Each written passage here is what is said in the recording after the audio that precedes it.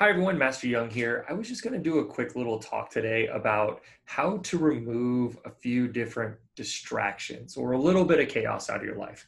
I know that a lot of times when we talk about different elements in our life, we talk about how much clutter there is or how many things are out there that are, kind of bugging us, like our house is a mess or our life is a mess, things of that nature. And we're talking about ways to create a little more visual space in your life, maybe clean up a little bit of that clutter, as we like to call it. But what I want you to recognize is that a lot of that is just a big distraction. It talks about things that are in your way.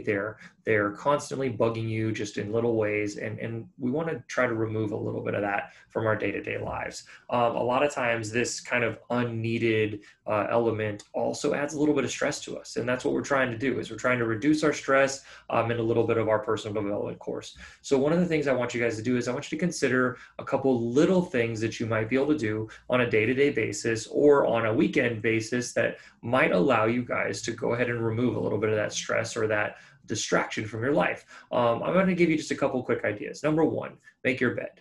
What they say is that making your bed every single day actually sets you up for success for the day.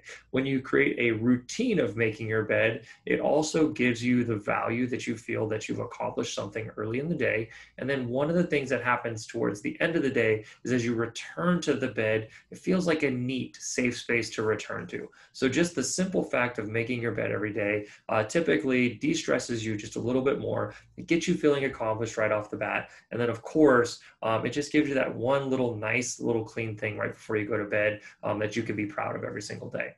The second is this. How many times have you looked on your phone and you've just seen app after app after app, and then you're trying to look through and find where your apps are, or using the search bar, comes up and there's 7 different things that line up with that one different search. One of the things I want you guys to remember is that apps, even though you can download them, you can also re-download them. So simple apps that you don't use on a daily basis. For instance, anything that like goes to a particular restaurant.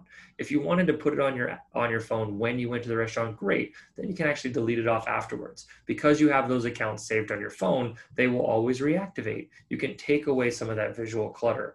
Things like games. How many games do you have on your phone that you no longer play anymore or that you haven't played in a long time? Just let them go. Delete them, get rid of it, move on to the next thing. The last thing I want you to think about is your kitchen.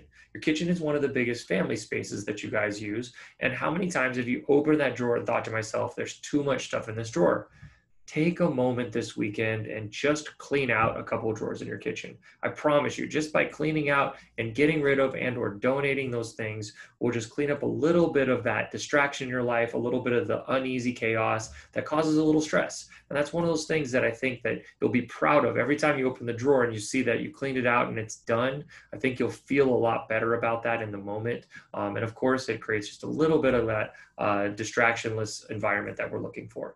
I hope you guys enjoyed this. One of the things that I want you to try to do is teach your kids how to help you with this process. If you can do this for your kids too, use a couple like drawers or toy box elements that you can clean out on their own. But I want you to use the opportunity to not only do it for yourself, but teach your kids about it as well. This obviously creates a great element of responsibility for them. So you can say, hey, it's time to go clean this out at a later basis. And it's something they can jump on and enjoy with you as you go. I hope you guys enjoyed the video. Again, I will talk to you soon.